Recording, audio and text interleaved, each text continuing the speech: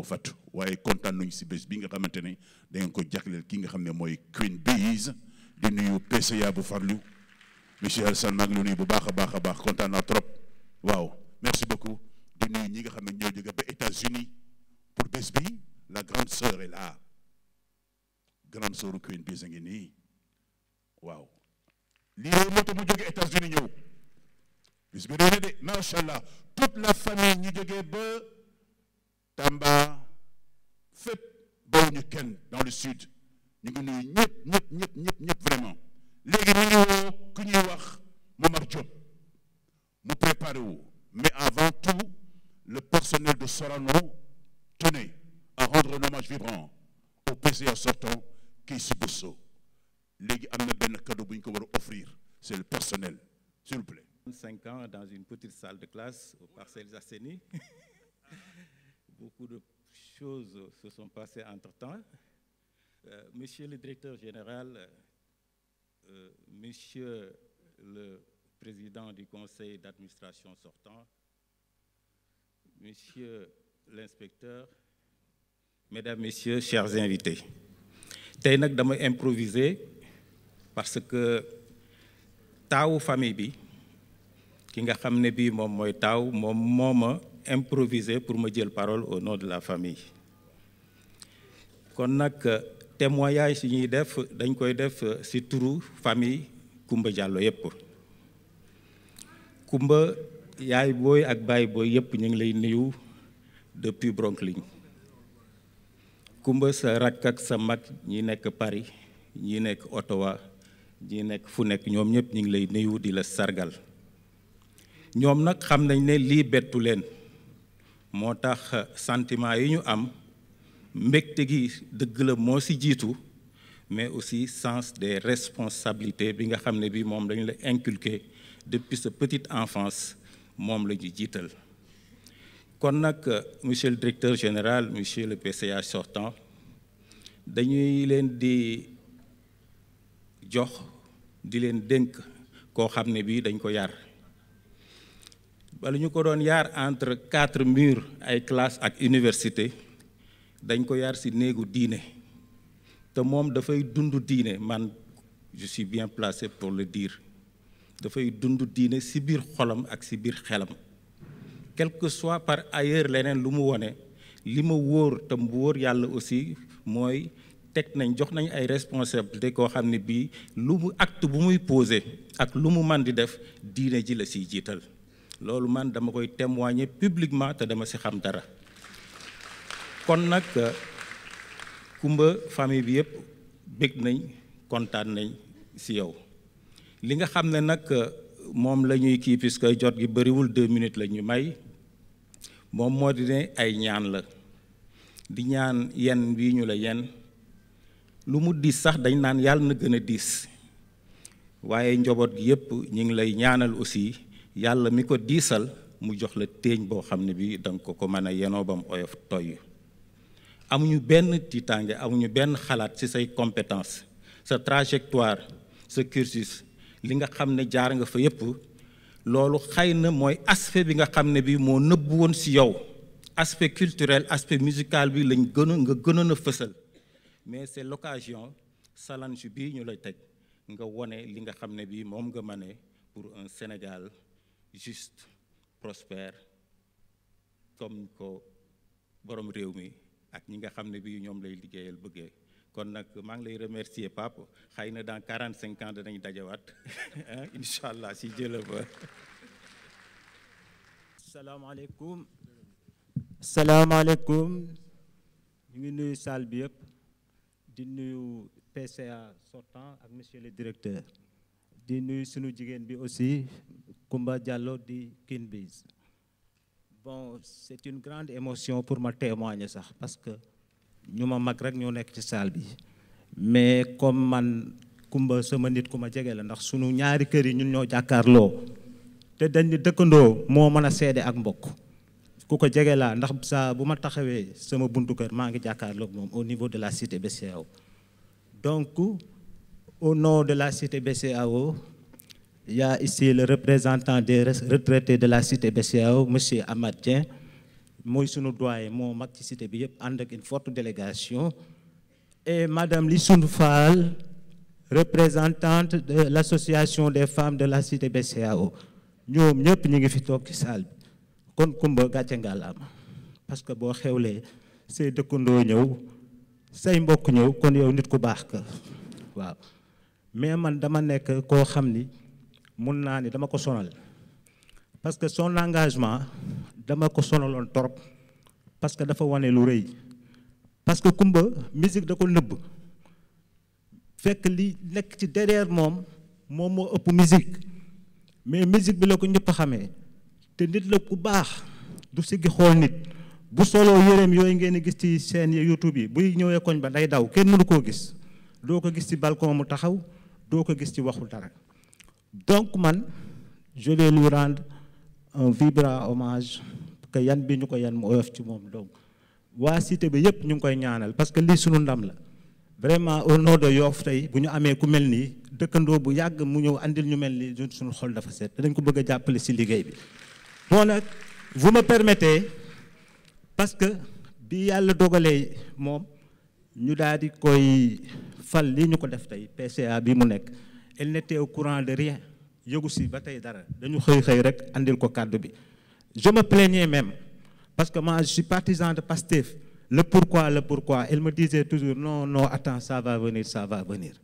Et le même jour comme ça c'est venu, j'étais dans ma maison, li ma témoigné ci moom c'est un vibrant hommage que je l'avais balancé en WhatsApp, que je voulais passer à toute la salle, que vous entendez ce que j'avais écrit à Queen Bee.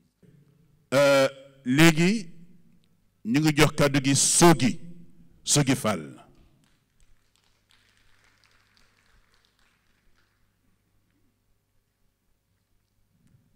voilà sur les. teewaay bi ngeen ñëwal defal sama doom ji man sëru Kumba Diallo yaayu Kumba Diallo moo ma boot balaa may gërëm keneen Pa Diallo ak Makuta Suuxo Makuta Keeta ñaar ñooñu gàcce njaalaama lii xamoon naa ne dina ma yégal fii Makuta Suuxo ak Pa Diallo témoignage bu may def ci ñoom séddalu doomam ak doomi jàmbur man ku ma jox vraiment sam papa amuloon jot pour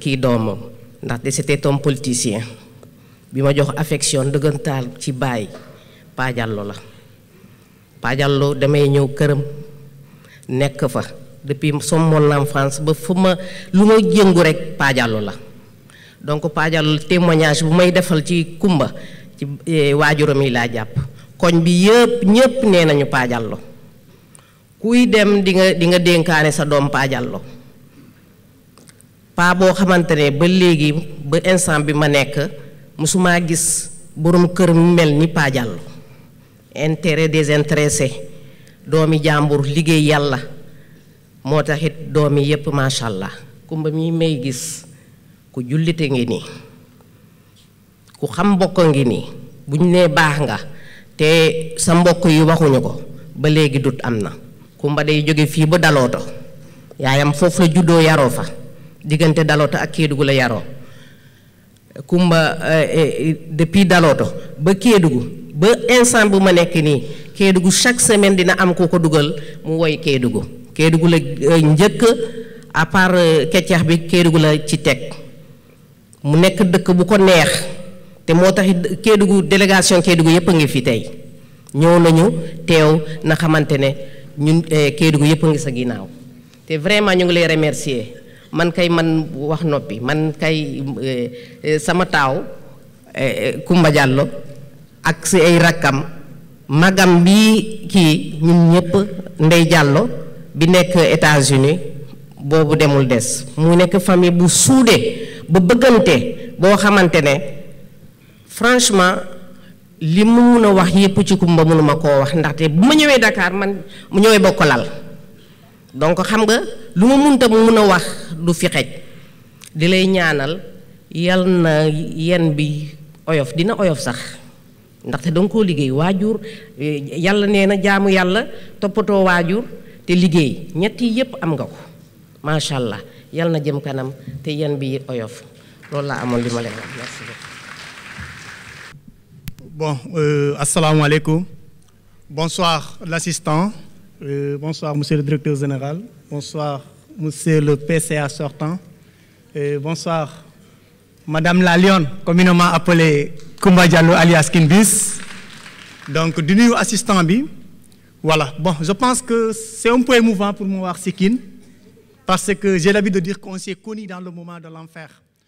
Si ay moment yu met lañu xamanté muy ay moment de lacrymogène muy metti ma gis ko ndeysaan mu nekk jigéen di daw xool fu mu duggee ci otoom. J'ai vu en lui une brave maman, une brave lionne. Donc nii la ñu xamante d'ailleurs mu nekk nit koo xam ne quand même daal nitu nen la quoi. On ne peut pas parler sur elle. D'ailleurs nag may remercier aussi certains leaders qui sont là, comme Serigne Ndiaye, qui est le nouveau coordinateur du Promobile. J'en profite pour vous dire félicitations, mais aussi un ami intime à Kine. Foog naa moom ak Kine Bis ak man mi on a travaillé sur beaucoup de choses pour que tey projet bi egg si fii. Kine dama koy témoignal tuuti muy baax yaatu sincérité honnêteté mais aussi une grande dame. toog di nuyu sama xarit sama doom Koumba Diallo. Koumba Diallo maa ko jàngal au CE2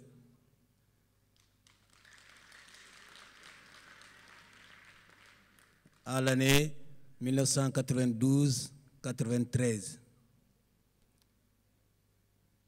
ba ma ko yoree mu nekk xale bu yaru comme ni ko ñëpp waxee nekk xale bu nangoo jàng te mën a jàng te xam nga enseignant ak élève buy jàng en tout cas ay xarit la ñuy nekk foog naa loolu la ñu téye ba léegi ba tey jii mu jël sama numéro woo ma mu ne ma naa ñëw fekkee passation de service bi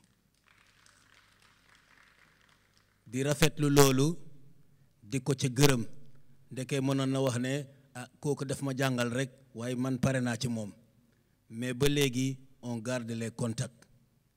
Koumba li ci des rek mooy di lay ñaanal yan bi la état bi yen yàlla na oyof ci yow yen bi mérité nga ko man de mosuma xalaat ne Koumba ci musique lay nekk ndaxte jàngkat foog naa leneen nga koy séen ci leneen nga koy séentu lu dul ci musique mais foofu xëy na ko la ko yàlla jaarale aussi mais comme yàlla aussi woot na ko pour mu servir état bi yàlla na vraiment yàlla na ko yàlla taxawu en tout cas tu as vraiment mes prières pour que vraiment tu puisses réussir vraiment à ta mission.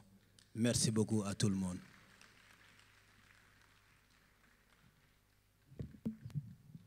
di nuyu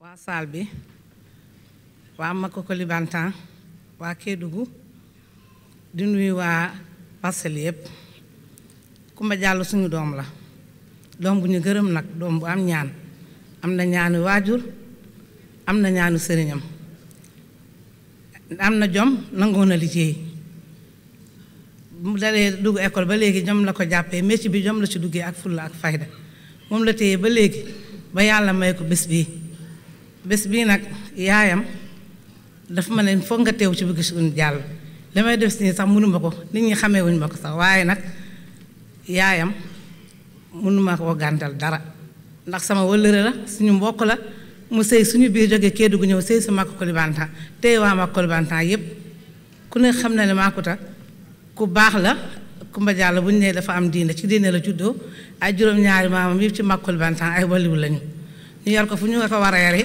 mu judd fu mu war a juddoo màgg fu mu war a jàngee kon ñu ngi sant di gërëm alhamdulilah ba nga xamee ne am na réussite bii di gërëm waa Sorano yëpp di gërëm képp ku fi teew maa ngi sant ñëpp di ko gërëm di ko ñaanal Koumba bu baax a baax métier mi yàlla na nga si yàlla may na gudd fan ak wér ak wérle barke Seydina Muhammad sallallahu alayhi wa sallam.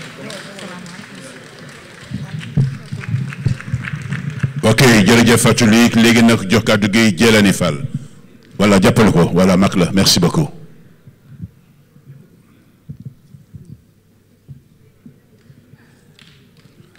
ok.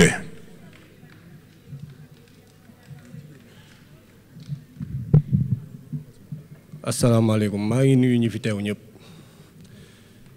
c'est que lu mënul ñàkk la rek mais j'ai pas l'habitude de parler dans des circonstances comme ça mais kumba da koo jar parce que maa ngi ba Mbour mu wax ma ne ko dinaa ñëw te bu ma ñëwee juste dinaa témoigner benn anecdote boo xamante ni tey man ak moom dund nañ ko comme li gars yi di wax ci Makakuli Banta tolloon naa ci moment yoo xamante ni j'étais tellement malade ba nga xamante ni mooy loolu ci la ma woowee parce que plus de 16 ans d'amitié du caaxaan man ak moom dañuy déggante des fois daf may woo ça va brose yaa ngi ci jàmm ci loo ne est-ce que tout va bien ma ne ko waaw mu yóbbu ma ba Makakuli Banta def naa fa une semaine avec Bac Samba Diallo tellement c'est une femme boo xamante ni battante diplômée qui a un cœur en or man dama koy wax ku nekk ak sa domaine mais moom da di nit koo xamante ni dafa baax depuis loolu bi ma jógee Makakuli Banta après je me sentais bien ma ne ko xam nga yow lu baax ngay am yal na la yàlla dimbal li bettu ma am na yeneen ak yeneen dama koy wax dama naan ko man maa ngi xaar yeneen ak yeneen di la ñaanal bettu ma ñu ni ministre de la culture bettu ma yeneen ak yeneen bettu ma ba ci président bettu ma at yeneen ak yeneen donc boo gisee lu tax ma ñëw teew wax nii mënoon naa toog encouragé wax mais dama ñëw taxaw di nettali ay anecdote yoo xamante ni tey yu bëree bëri mën naa fee taxaw di wax fii ba suba du jeex borom baax la di ko ñaanal ni ñu ko teg nii yàlla na ko yàlla dimbali mu àttan ko yàlla na ko yàlla jàppale yàlla na ko yàlla defal jàmm parce que borom baax la maa ngi ñaanal xam nga rek wax mooy loolu quoi te xam nga ñaanal quoi kii. Voilà, merci beaucoup Djeylani. Nous appelons Monsieur Seck. Monsieur Seck xam nga nag ban Seck la nag. Après se prépare Adama Diouf. Ñu ngi nuyu toute la délégation de la cité Diamalaye dirigée par Madame Mariam Keita mi ngi ci salle bi jërë ngeen jëf.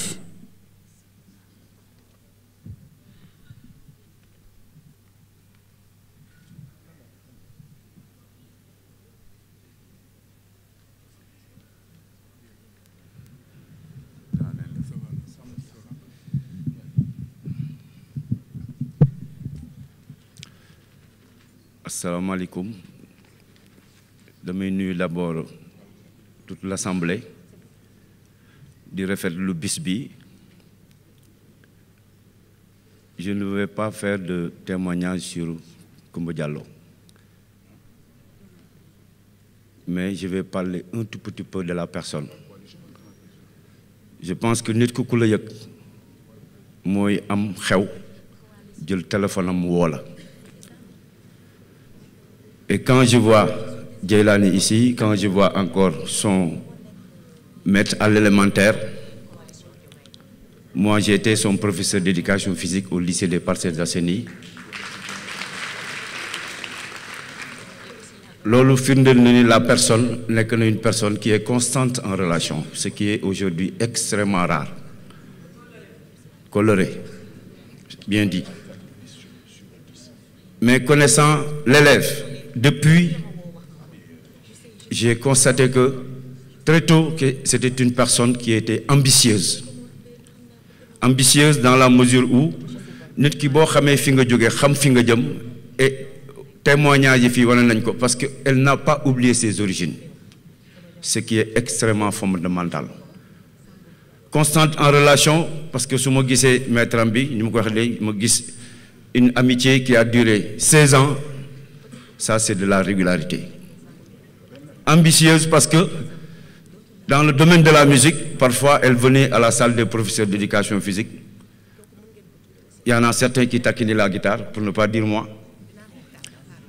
Mu ñëw di jël guitare bi di jouer di jàng, alors que moi, je ne savais pas que celle-là, elle allait exceller dans le domaine de la culture. Je ne parlerai pas de la musique tout simplement, mais de la culture, parce que intellectuellement, elle avait une curiosité boo xam ne amul woon limite.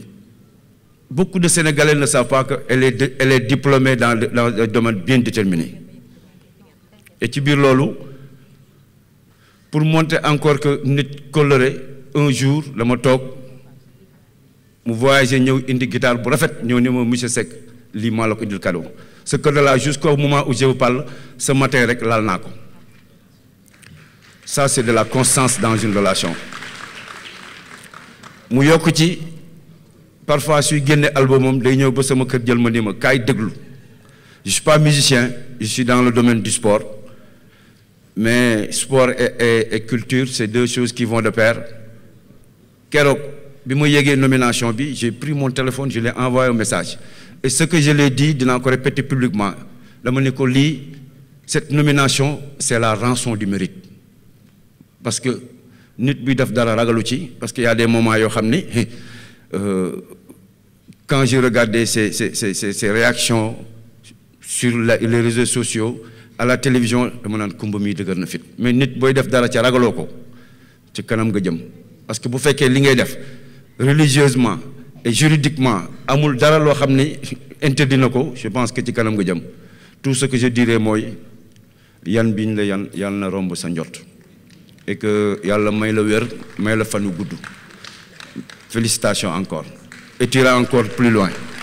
Merci. Voilà, merci beaucoup, monsieur Seck. léegi ñëw Adama Diouf ñu ngi nuyu toute la délégation de la coalition Diomaye Président dirigée par notre très cher ami Sambou Biagui. Sambou Biagui na préparé wu itam après Adama Diouf.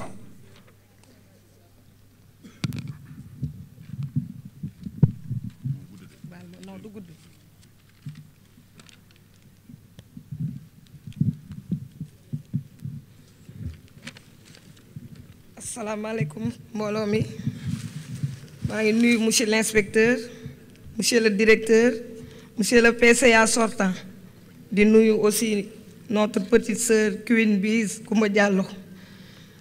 Donc au nom des habitants de l'unité 3 des Parcelles Assainies, j'ai été choisie pour prendre la parole pour l'installation de notre sœur Koumba Diallo, Queen Biz, comme présidente du conseil d'administration du Théâtre national Daniel Sorano. Notre sœur est une dame de valeur, digne et très soucieuse du bien-être de sa famille, de son quartier où elle habite depuis sa naissance. Son engagement citoyen pour lutter contre l'injustice et l'abus du pouvoir, c'est pourquoi nous certifions qu'elle fera une responsabilité constructive pour la réalisation du projet 2050 du président Bassirou Diomaye Faye et de son premier ministre Ousmane Sonko. Nouvelle présidente du conseil d'administration du complexe Daniel Sorano, cela c'est son domaine de compétence, notre sœur Koumba. Elle aura la finesse de faire développer l'industrie du théâtre et du cinéma avec des innovations de taille. Koumba, je te rappelle les journées où tu présidais, où tu faisais l'animation avec les enseignantes et les enseignants de l'IFD Parcelles Assainies, que tu assurais l'animation gratuitement au service des élèves qu'on récompensait. Nous allons t'accompagner, nous allons accompagner de toute notre force et prière pour ta réussite. Félicitations à Koumba Diallo et plein succès dans tes nouvelles fonctions. Merci beaucoup Adama Diouf. Léegi ñu jàll ci monsieur Sambou Biagui pour 2 minutes. Merci.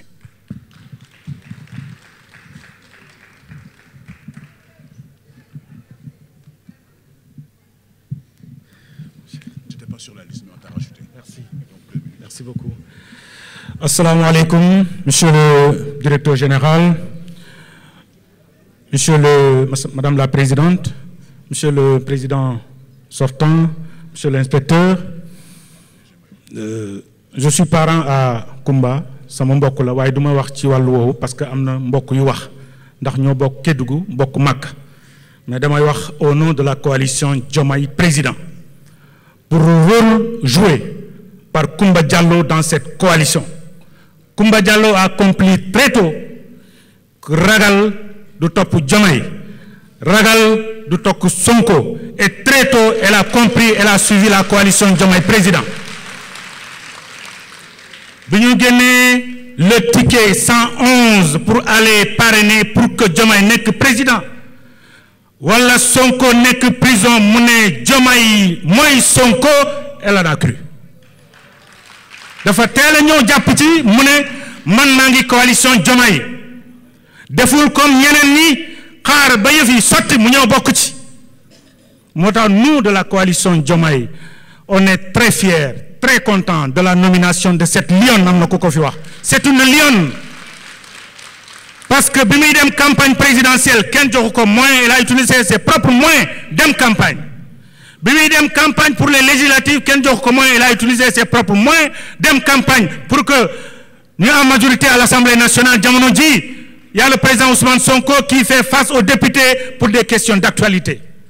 Elle aurait dû être là-bas, j'aurais dû être là-bas. Serigne Fallou mais mënoon na fa nekk, monsieur Thian beneen membre de la coalition mënoon na fa nekk, mais on a dit on va venir assister notre sœur mi nga xamante ni dafa sol ay bot, sol ay t-shirt, sol ay lakosam dugg ci àll bi dem ci ñaay bi xeex pour que président Diomaye nekk président de la République.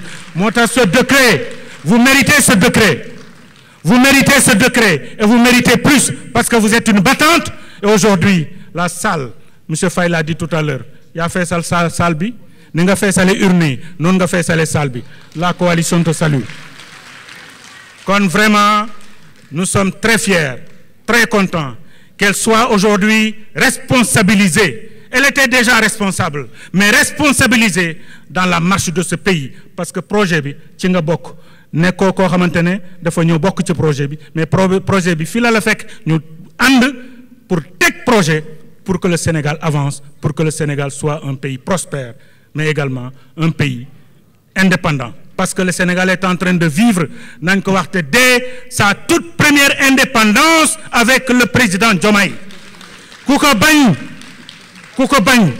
ko bañ da nga bañ Sénégal.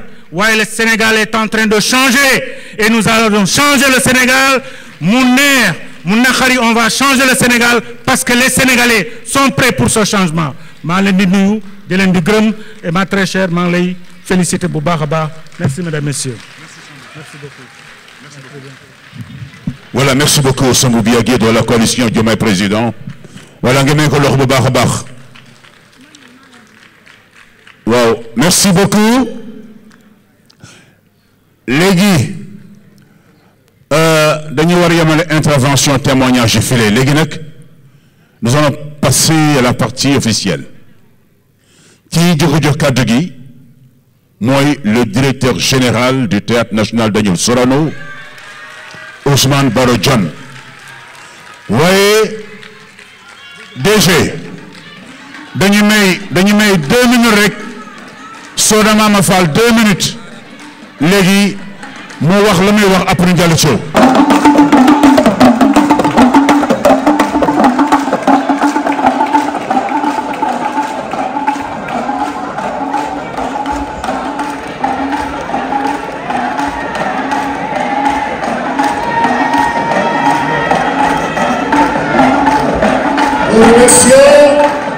Nous remercions Madame Aïssatou Aw Cissé, présidente du mouvement Fouta en marche. Merci.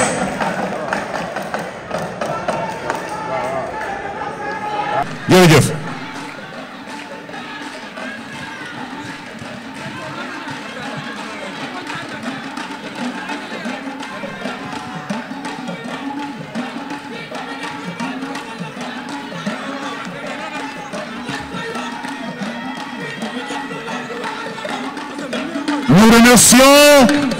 Nous remercions Madame Aïssatou Aw Cissé, présidente du mouvement Fouta en marche.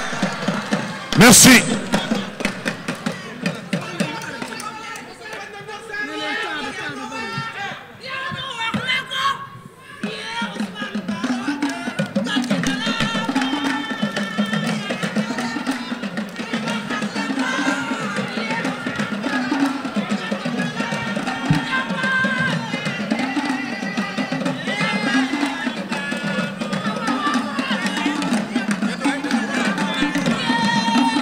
ok merci beaucoup waa toj ngeen fii laa wax toj ngeen fii merci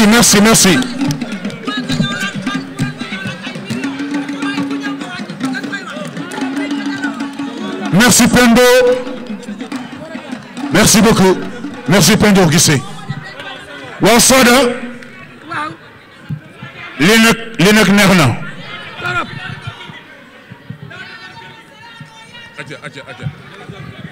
allo yokkal ma ko allo yokk na ko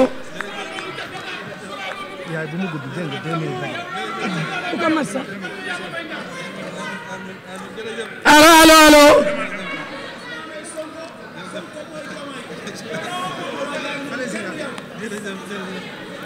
sis baagi kin bis kaito yagalel mo sis baag wax leen loolu yéen ñëpp tout le monde sis baagi kin bis kaito yagalel mo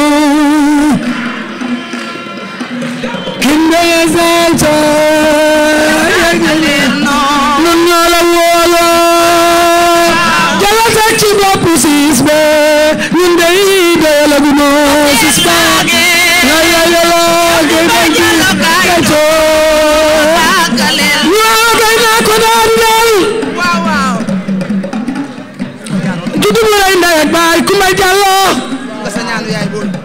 taal yàlla fay la borom a koy moom sa ñaanu yaay dafa dal ci sa yaram gàcce du la dal gàcce du la dal sa ñaanu yaay dafa dal ci sa yaram gàcce du la dal nekkuma gàcce du la dal sa ñaanu yaay dafa dal ci sa yaram gàcce du la dal bis baa ngi ku ba bis gaay to yegale moom bis baa ngi si bi ko gaay to yegale moom ni yegale moom lu ñëpp la no toog ci sa ginnaaw yegale moom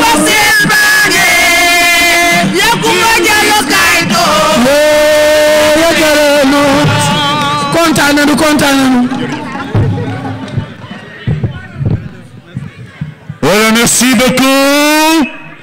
Léegi nag ñu déglu le directeur général monsieur Ousmane Baro Dione, s'il vous plaît.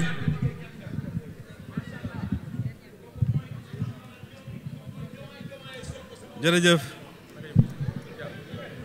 Merci beaucoup Pape, merci jërëjëf. C'est ça aussi Sorano. Jërëjëf ñu ngi leen di gërëm bu baax di leen sant ci teewaay bi ak mobilisation bi. Jërëjëf, merci. Madame la présidente du conseil d'administration entrant, Madame Koumba Diallo,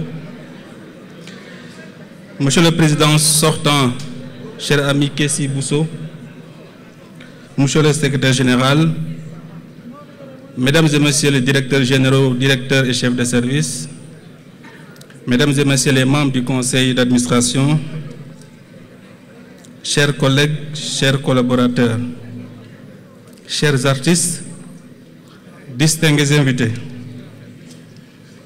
Je voudrais vous souhaiter, au nom de Madame la ministre de la Jeunesse, des Sports et de la Culture, Madame Khady Diène Gaye, et à mon nom propre, la bienvenue dans ce mythique théâtre cet après-midi, à l'occasion de cette cérémonie de passation de consignes entre Madame Koumba Diallo, président du conseil d'administration entrant, et Monsieur Kessi Bousso, président du conseil d'administration sortant. Mais permettez-moi tout d'abord de rendre un hommage appuyé à Monsieur Kessi Bousso pour son engagement sans faille à la tête du conseil d'administration du Théâtre national Daniel Sorano. Monsieur le Président, sous votre magistère, vous avez pu insuffler une dynamique de développement accompagnée les grandes réformes du théâtre et contribué au repositionnement de cette institution. Votre sens du dialogue et votre passion pour la culture auront marqué votre passage et nous vous en sommes profondément reconnaissants. Au nom donc de l'ensemble du personnel, des artistes et de l'administration du Théâtre national Daniel Sorano, je vous adresse nos très sincères remerciements.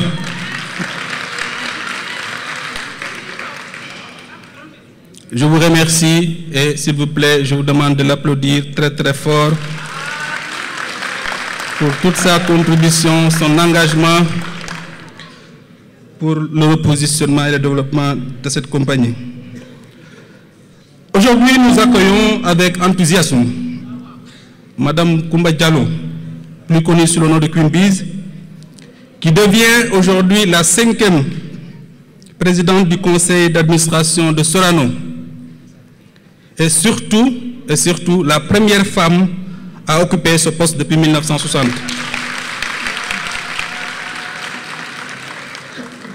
Madame la Présidente, vous héritez alors d'un lourd legs.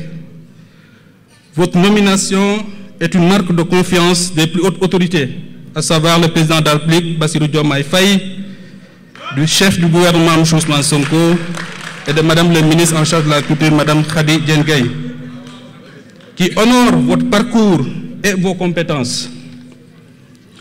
Vous succédez à de grandes figures telles que Tidjane Dali Ndiaye, qui est le premier président du conseil d'administration de Sorano. Vous succédez à Hassan Goumala, qui était le 2e président du conseil d'administration.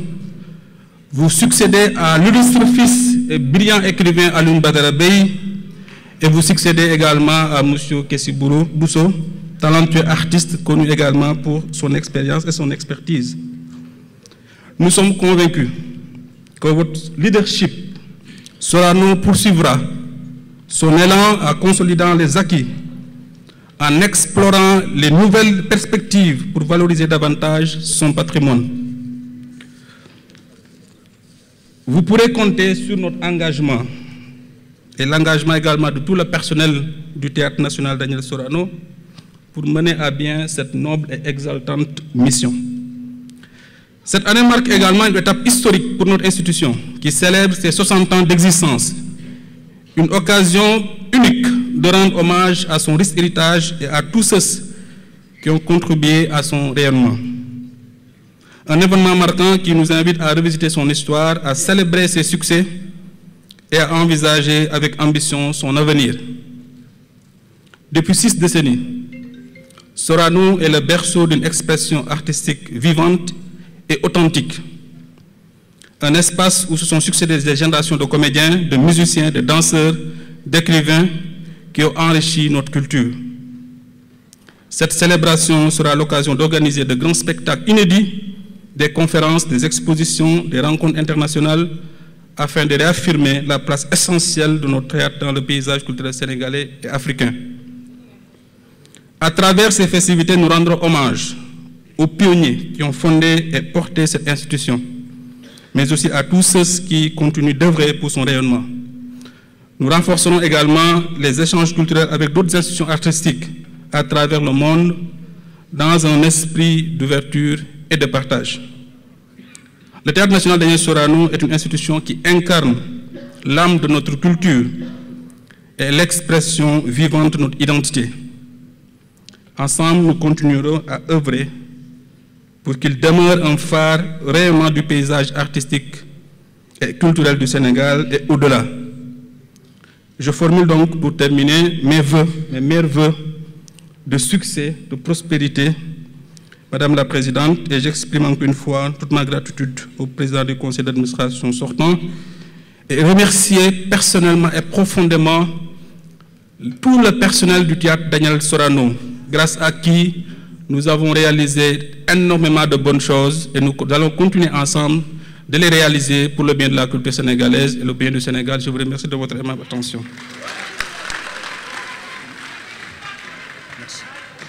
Merci beaucoup. Merci vraiment, vraiment, vraiment.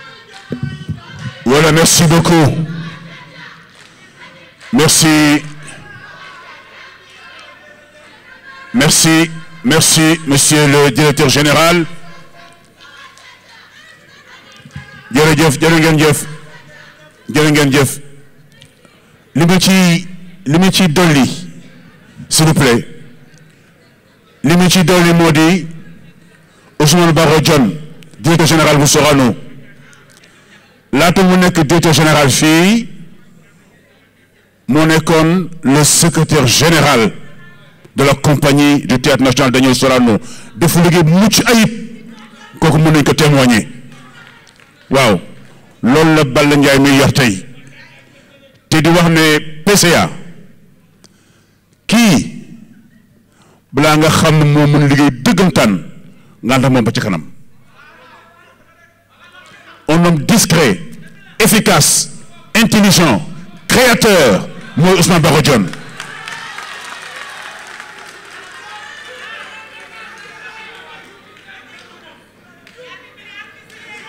waaw parce que kii ma ñëw Sorano bu dee ban statut bi mu am tey au niveau national et international c'est grâce à lui kon nag jàmbaar dëgg ngi nii na ngeen ànd ba ca kanam nga xool mooy kan te kooku Kees Bousso mii daf koy firndaal moom laa jox kàddu monsieur le PCA sortant vous avez la parole maintenant loxo Kees Bousso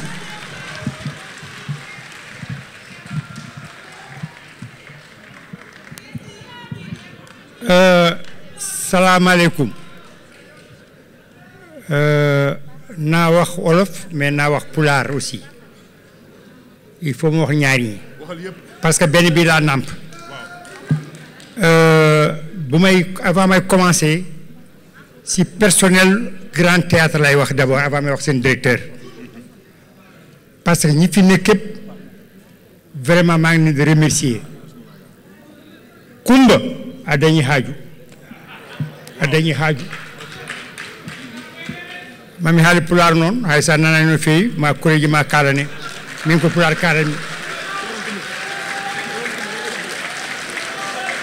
on jarama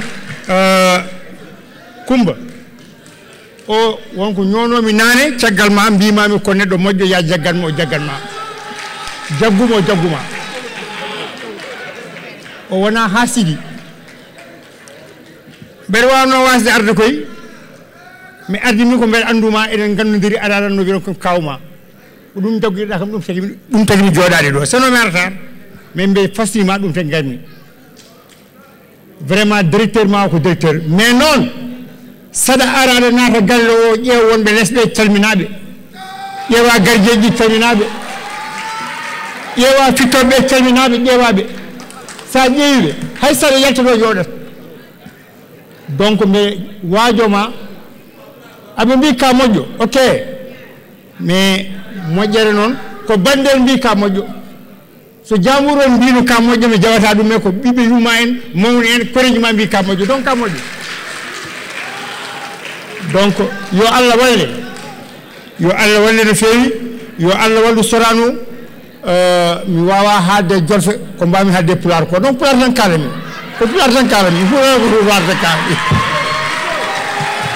donc onon haal pulaar wonɓe ɗo mbeɗa wiya on fof ñaagono ngel ɗo cukalel dewel yo Allah wallumo o waɗa balle mbawi ñaagono ɗemo oɗo ko debbo moƴƴo donc so ɗum ɓeni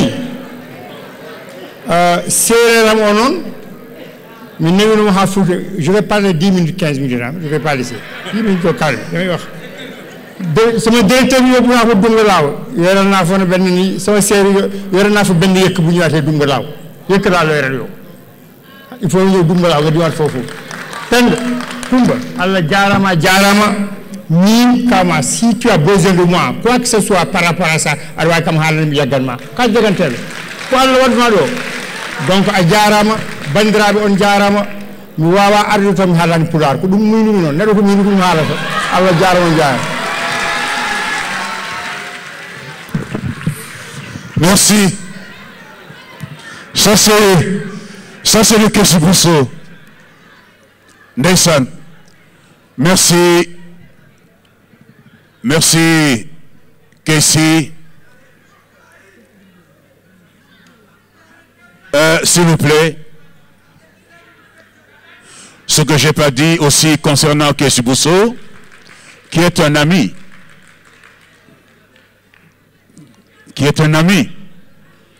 ba ñu xamante yàgg na, c'était depuis l'école des arts, nekk un très grand chorégraphe. Merci Kessi. mën nañu wax lu bëri sa parcours parce que ba mu jógee école des arts dafa dem Moudra Afrique waaw dama xam lu bëri de jóge Moudra Afrique dem Belgique continuer ses études sur les techniques des arts de la scène. loolu tax ñu ne ko njiitu mi fi ne ko yow talent bi nga am expertise bi nga am dans la création scénique lu tax yow donc indi Sénégal mu ne ça dépend rek man de lu ma am sama réew moo ko gënal.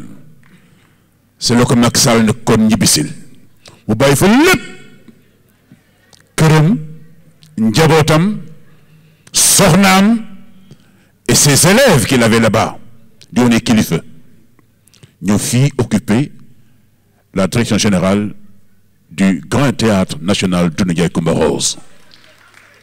Donc matal nga mat na wayu mat na jëf ji mat na si liggéey sotti na macha allah tàcc leen ko baax a baax. Oui, je voulais dire à Coumba Diallo Queen Bees, Sorano et l'ensemble des artistes t'ouvrent les portes du succès. Gis nga ci artistes yi dama ni Queen Bees gis nga ci artistes Sorano yi moo xam ñu nekk ci ballet bi wala ensemble lyrique wala ñu nekk ci troupe dramatique bi soo saafoonteeg ñoom doo ko def ci mukk ci àdduna parce que ñii ce sont les ambassadeurs de la culture sénégalaise fu nekk yóbbu nañ fa wayu réew mi ci àdduna bi moo tax ñoom ñu lalal le tapis rouge. Ils t'ont accueilli avec des chants et des danses sur ce plateau.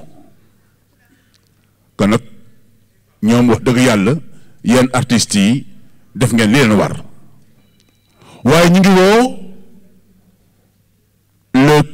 le fans club de Coumba Diallo am na benn cadeau bu ñu koy jox laata mu jël parole andi cadeau bi.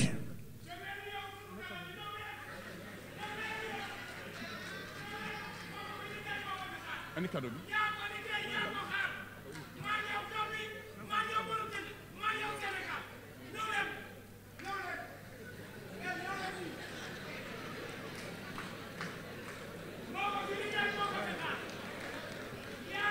fii laa ñu waxoon ñu jaar.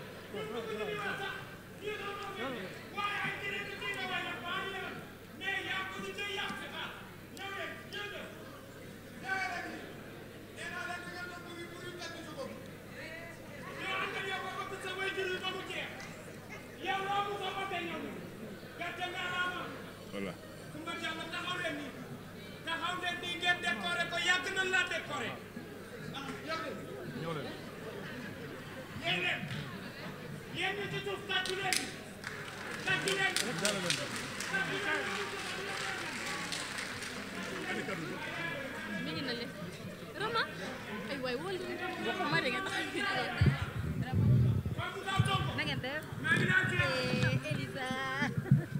Ani cadeau bi.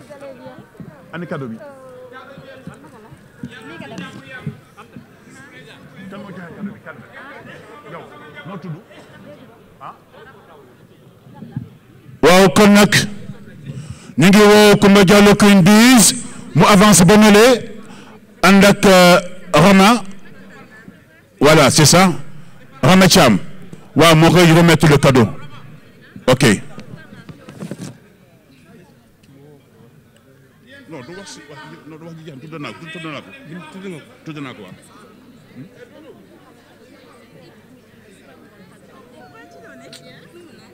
non moom ngay jox cadeau moom la. Donc, Coumba Diallo Queen Biz, veuillez recevoir le cadeau.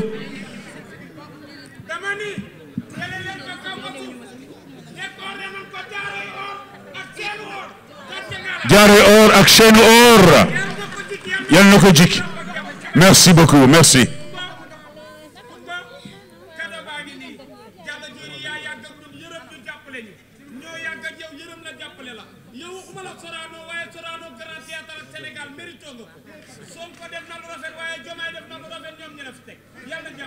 Jërëjëf. Merci beaucoup. La photo s'il vous plaît.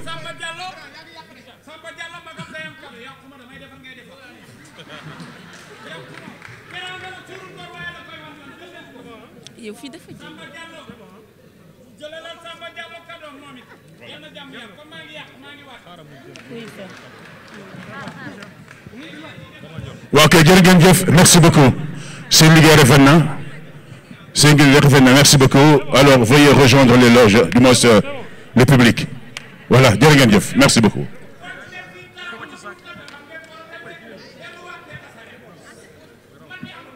bés bi mooy Coumba Diallo Queen Biz ngeen may ko loxo bu baax a baax merci beaucoup.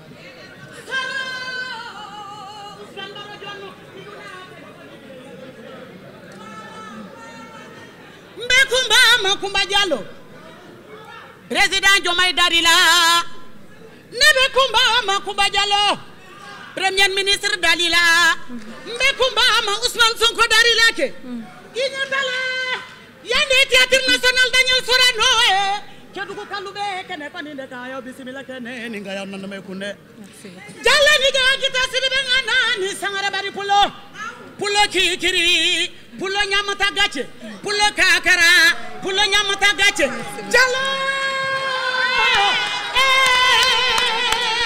Coumba kedugu sirala dangale de Coumba Diallo ye dingira jetura munekera wala yoro moyoro debe dambe dafa Diallo. Jërëjëf merci beaucoup merci beaucoup merci jërë ngeen jëf merci beaucoup jërëjëf.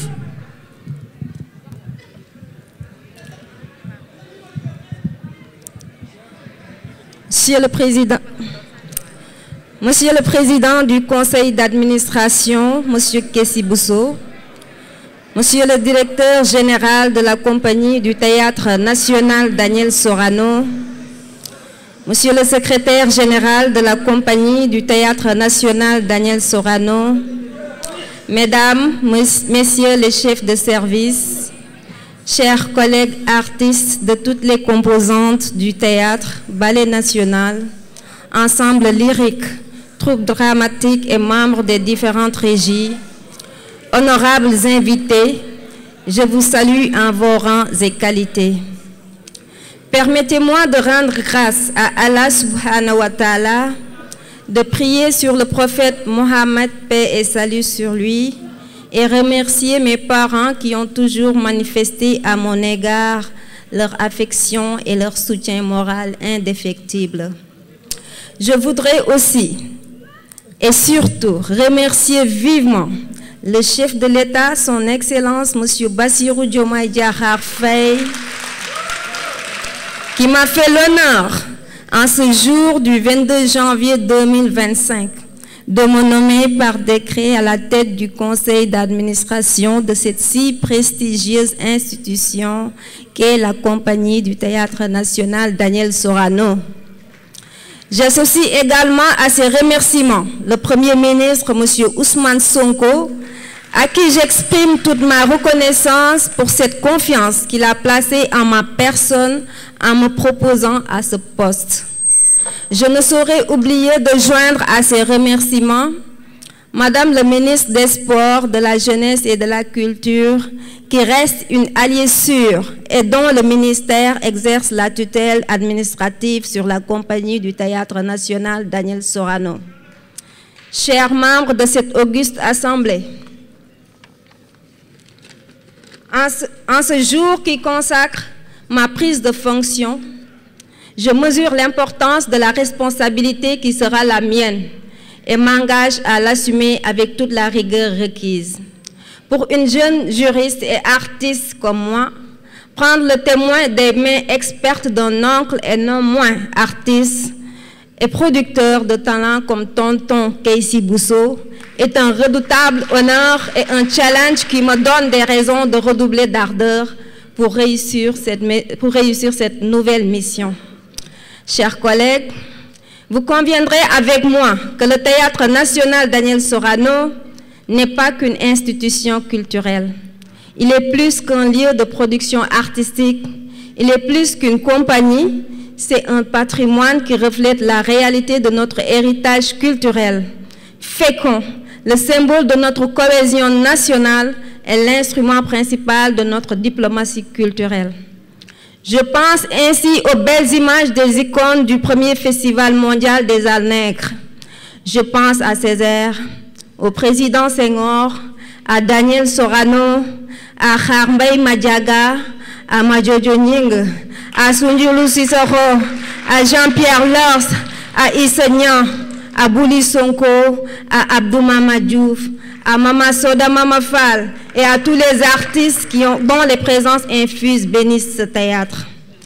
Consciente de tout ce legs, je m'engage à mettre à profit toute mon énergie pour soutenir la modernisation et la redynamisation de ce théâtre qui a marqué l'histoire politique et culturelle du Sénégal et aller à travers des initiatives ambitieuses à la reconquête du cœur des Sénégalais. Mon ambition est d'aider la direction générale à asseoir une politique inclusive de production, de diffusion et de formation, car la Compagnie du Théâtre National Daniel Sorano est le lieu où chaque langue, chaque ethnie, chaque génération doit avoir place pour stimuler la créativité et le partage. Dans ce contexte sous-régional où les tensions sont vives, nous devons montrer au monde une image positive de l'Afrique et donner aux générations présentes et futures l'envie de s'ancrer dans un moule culturel commun. Chers collègues, chers invités, mon ambition est d'accompagner la vision Sénégal 2050 dans son volet culturel pour que Sorano retrouve son lustre d'antan et se positionne comme un lieu incontournable de promotion de la culture africaine. Mon rôle à la tête de ce conseil d'administration sera surtout de participer aux prises de décisions stratégiques, de veiller à la conformité entre les décisions et les objectifs fixés et garantir la légitimité et la crédibilité de l'organisation auprès de l'instance gouvernementale. Par conséquent, j'engagerai mon carnet d'adresses et mes relations en étroite entente avec les membres du Conseil et la direction générale pour atteindre nos objectifs.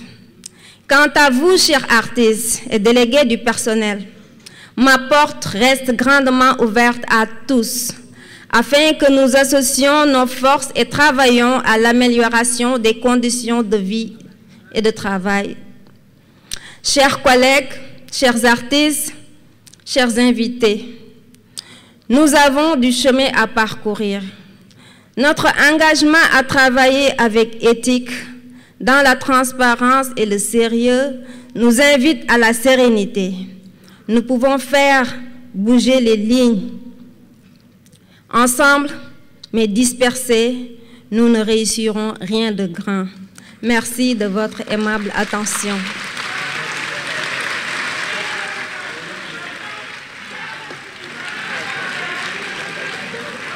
Jërëjëf. Et pour approfondir mes remerciements, je m'adresserai en wolof. Dama leen di wax jërëjëf. Jërëjëf pour ñu def tey déplacement yi ñëw ba fii ndax sori na te embouteillage yi bëri na. Jërëjëf sama fans club yi nga xamante ne maag ñoom xale ba tey ñi ngi ànd te bàyyiwuñu benn yoon. Jërëjëf à mes alliés, la coalition Diomaye Président bien représentée ici. Merci beaucoup. Jërëjëf mes compagnons de guerre, comme j'ai l'habitude de le dire, Serigne Ndiaye, Abdoumaye, jërëjëf. Merci à ma famille, ma grande sœur venue spécialement des États-Unis. Tàccu leen ma ko. Ba mu mettee ba metti moo ma daan fayal jàng. Jërëjëf Awa, merci beaucoup. Jërëjëf tonton Momar Silek ci conseil yi. Merci à maman Aïssatou Aw, maman Mariam Keita, mes voisins de la cité BCEAO, ñoom ñëpp a ñëw, sama papa yi sama yaay jërëjëf. Mes voisins de l'unité 3 des Parcelles Assainies, ñoom ñëpp a ñëw jërëjëf. Mes amis et sympathisants, la presse ici présente, bu ma limee damay juum jërëjëf. Les influenceurs jërëjëf. Mes anciens professeurs jërëjëf. ñëpp a def déplacement bi kontaan naa merci di wax nag Sorano man seen doom laa te dinaa ñëw jàppale la direction générale incha allah ñu liggéey pour kër gi jëm ca kanam ak kanam merci beaucoup jërëjëf.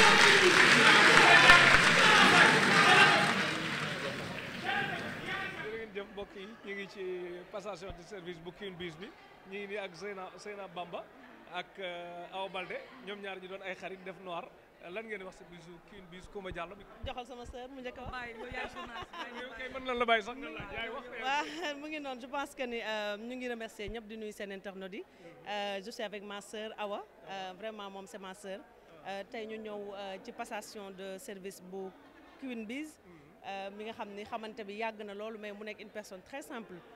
nekk koo xamante ni aussi day déglu conseil parce que man saa yu ma jëlee sama téléphone woo ko ne ko defal ni elle le fait automatiquement te du ciy réfléchir donc nit ku flexible la et puis ñu ngi koy ñaanal mission bu bees bi yàlla na ko ci yàlla defal ndam parce que man nit bu ñu koy door a jox mission du ma ko féliciter dama koy encourager parce que damay xam ne ku la jox ay ndombal tànk daf la teg mission daf la sas kon ñu ngi koy ñaanal yàlla na yen bi oyof yàlla defal ko ndam aussi te xam nañ ci liggéeyam ak liggéeyam ak ni mu men ci lépp loo xamante ne dugg nañ ci xam nañ dinañ ci am ndam incha allah rabbi ak gëm boppam voilà elle est une lion non am naa si yaakaar non lii dafa tuuti ci moom man je dis liñ ko jox nii dafa tuuti ci moom elle ses capacités dépassent largement ici mais leneen war na ñëw et je sais que ni mission bi nga xam ne moom lañ ko jox dina ko réussir ba ñu joxaat ko leneen pourquoi pas ñu def ko directrice générale def ko ministre pourquoi pas elle le mérite liggéey na ci projet bi non seulement mais jàmbaar la tey amul appartenance politique boo xamante ne da nga koy gis di ko bañ même bu fekkee bokkul ci opposition bi dañ ko bëgg kenn ñëpp ko bëgg Sénégal yëpp ko bëgg kon ñu ngi koy féliciter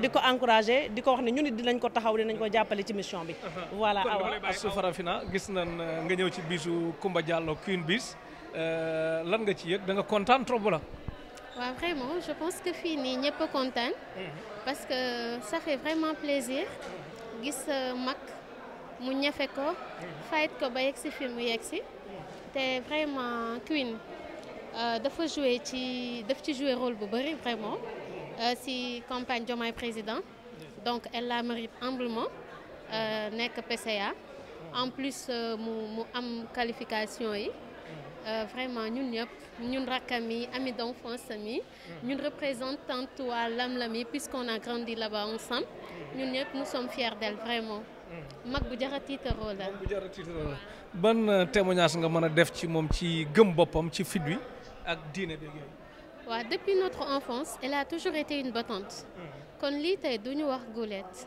ñun ñu nga xam ne on a grandi ensemble waaw parce que suñu mag la ñu yaroondoo ensemble ñu gis ne elle a toujours été une battante kon lii du lu ko jomb en fait peut-être ci yeneen nit yi quoi mais pas ñun ñi nga xam ne ñooy famille wam ñooy ay amis d'enfance am ñun ñi yaroondoo ñëpp Lam-Lam waa Lam-Lam yëpp fier nañu ci moom vraiment waaw merci beaucoup jërëjëf waaw mi ngi nekk maa ngi nekk ak sama benn ancien directeur fële ci LCS muy Samba Biagui doon koo xam nag patriote la ku baax la ba xeex bi metti moom dafa dem ba jeex doon koo xam nag moo tax ndomba tànk yi ñu koy jox di ñaan yàlla yu ko gën a kawe am te moom it mu am résultat bu extraordinaire li ñu ñaanal Queen Biz tey nga teew ci bisu Coumba Diallo Queen Biz nga yëkkati kaddu yu am solo lan ngay waxaat ci sa télé bopp di Tektal TV ci Queen Biz. D'abord yow dama lay gërëm sant la mais surtout di la encourager parce que xam naa sa jaar-jaar tuuti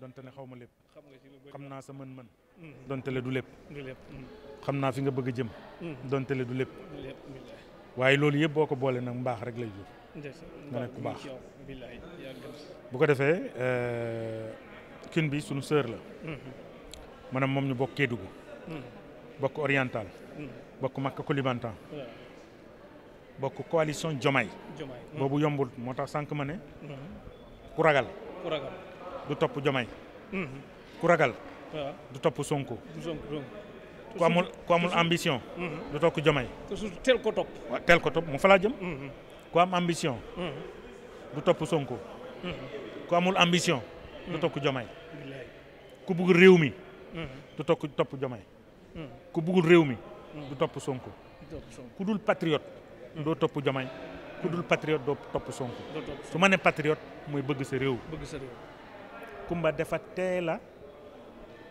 bëgg réewam gëm boppam te loolu mooy patriotisme bi Ousmane Sonko ne Diomaye mooy Sonko bokk na ci njëkk taxaw dëggal bopp mu ne Diomaye mooy Sonko waaye man tamit man may Sonko may Diomaye en tant que jigéen mu simmi yëre jigéen sol yëre góor dugg ci àll bi ni nga ko waxee di campagne bi ñu génnee 111 mooy parrainage u Diomaye mu jël carte yi dugg ci àll bi dem parrainer ñëw indi parrainage balaa ñu naan midi fekk Diomaye am na parrainage noonu la demee woon kon moom bokkul ak ñi nga xamante ne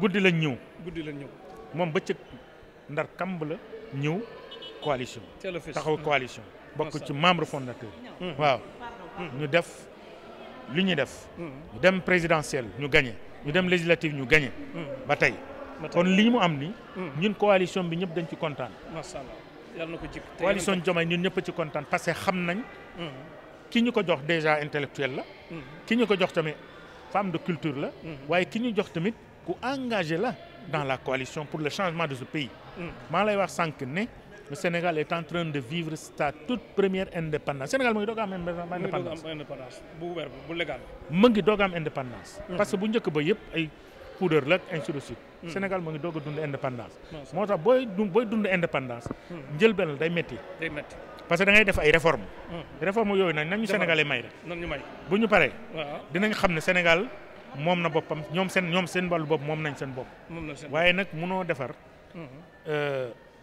lu baax dem jëli lu bon li fi bon nag li fi bon ci réew mi dañ ko fiy jëlee comme bale président Diomaye bi rek mu ngi noonu di fi tilim dañ ko fiy jëlee loolu nag booy dindi fii luy tilim ngay dindi fii loo xamante ne baaxul dafay metti day metti parce que omelette boobu ngay lekk mu neex da ngaa toj nen waaye noonu boobu balaa nga koy teg toj dafa am lu ko nen da ngaa uti ginaar ñëw indi ko mu nen boo ko wuti diwlin wuti soble wuti almet ñëw toj ko ñëw wuti poobar yëngal ko ba mu far ba mu normal parce que omelette bu neex du sur le plat omelette bu neex da nga koy yëngal foofu lañ toll nag waaw yëngal bi nag sa loxo mën na tàng waaw mën nga lakk lu ne mën na nekk voilà bu dara jutu duggee lu baaxu rek nga seppi ko sànni loolu mooy daal ñu bañ yàkkamti te xam ne lépp lu jëm ci wàllu réforme ci réew mi pour sénégalais yi defuñ ko pour kenn koo xamante ne da ngaa bëgg a tedd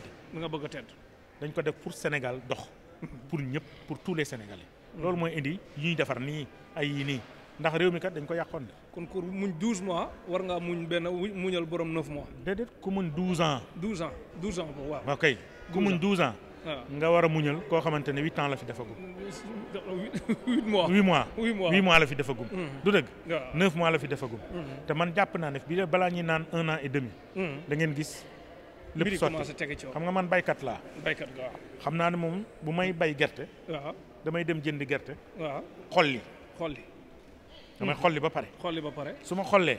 ma dem bees génnee gerte gi. tànn su ma paree ma génnee gerte ba pare ma tànn. su ma tànnee ba pare. ma def ci sac. le temps que taw bi taw. dem naa ruuji. dem nga ruuji. su ma ruujee ba pare ñëw. taw bi ne tag ma génne samay sac ma dem ji. du ma ji rek nag. ñax mi nga demaat di ko dindiwaat. mu ngi noonu. kon gerte bi may lekk ren. daaw laa ko jiwoon. daaw nga ko jiwoon. du dëgg. waaw su ma ko jiwoon daaw fekkuñu fi ñoom Diomaye ak Sonko. mu ngi noonu. kon kay ji nañu. nañu xaar rek. incha allah. waaw kon daal Coumba Diallo yaa ngi koy Queen Biz incha allah yaa ngi koy conseil mu am ndam. non day am ndam. parce que mais da nga koy digal mu arrêté musique bi continuer wala mu mën a boole ñaari. non xam nga la musique fait partie ci ñun. La culture est au début et à la fin de tout processus. culture moom mënoo ko dindi ci lenn. yow mii mënoo def dara loo xamante ne culture bokk ca. culture ci la bokk. mi ci lépp. xam nga lu baaxul. kenn du ko dindi ci yow. culture dafa baax ci ñun lu tax ñu koy dindi ci ñun. ñu koy dindi kon na boole yëpp daal. da koy boole yëpp. incha allah. ana Youssou Ndour nii lañ ko wax ñu ne ko bul bàyyi. boo bàyyi rek du baax. mu jéem a bàyyi. jéem a bàyyi ñëwaat. waaye jàpp nañ ne Queen Biz. xëy na peut-être liggéey bi koy xaar fii. dina bari. du am jot nu mu ko doon defee. waaye nag jàpp naa ne. dina ko continuer. dina ko réussir pour les Sénégalais. kon daal yaa ngi koy ñaanal mu réussir ak jàmm. day réussir incha allah day réussir ndax xale bu baax la. xale bu yaru la. ku may magam ay cër lañu. ndax fu mu jógee. di Kédougou. véritablement ñun xam nañ foofu ku yara di nekku fa. bañ nañ ba ñu ne Kédougou mooy. dëkk góor ñi. da ngay nekk góor dëgg pour nga dëkk fa. waaye également ñu ne Makka Koulibantang. waliw yu bëri ñoo fa tëdd. kon loolu rek doy na.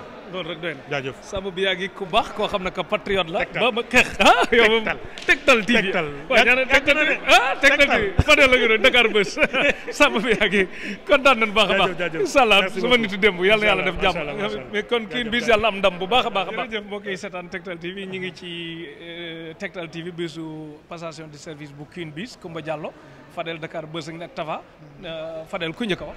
waaw mën naa njëkk a wax bul dem xaar ma maa ngi ñëw di rafetlu li nga xam ne moo fi am rek di rafetlu di ko féliciter ci lii mu def tey femme la mais jigéen ju brave la jigéen ju taxawaay góor la xam na ni ñaar la koy takk tubéy mais ñaar la koy takk seer ñu koy gën a may courage ne ko nit ñi gën a jàppale te nit ñi bàyyi ko xel ndax sur le plan national ak sur le plan international kenn dootu ko présenté te wax dëgg yàlla fi mu yegg am na ñu mu doorandoo showbiz tey jii te fi mu yegg si yàlla def yegg seeguñ fa ndax xam li mu am te fonk ko ñu ngi ko ñaanal bonne réussite yàlla na lépp baax Queen Biz ca kaw ci kanam ci lu baax mais kenn Tektal TV kenn du Fadel Dakar Buzz nga xam ne que moom ci social lay dox Tafa lan ngay wax ci Coumba Diallo Queen Biz ci gëm bi mu gëm boppam man nag sama waa ji laa ñëw àndal fii Fadel mais moom en personne Coumba Diallo Queen Biz moo ma envoyé message rappelé ma ko ba sànq rek nee na ma foo toll kon man ak moom am na nu ñu mel quoi te lépp nag ci liggéey rek parce que ci cadre liggéey la ñu xamante te boobu ba léegi ñu ngi jàppante mu may defal ay publicité ci sama wàllu liggéey